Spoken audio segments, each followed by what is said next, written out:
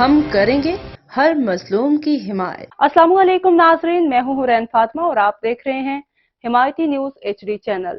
نظر ڈالتے ہیں آج کی اہم خبر پر۔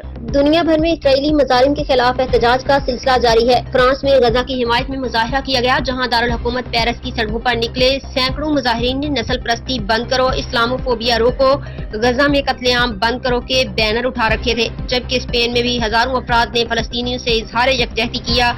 غزہ اسرائیلی حملے سے شہید حاملہ خاتون کے بچے کو ڈاکٹروں نے بچا لیا۔ دارالحکومت میڈرڈ میں مظاہرین نے فلسطین آزاد ہوگا، نسل کشی بند کرو کے نعرے لگائے۔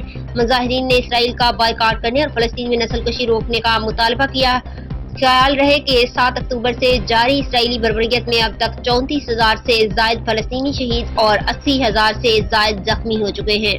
مزید خبروں اور اپڈیٹ سے باخبر رہنے کے لیے دیکھتے رہیں حمایتی نیوز HD چینل۔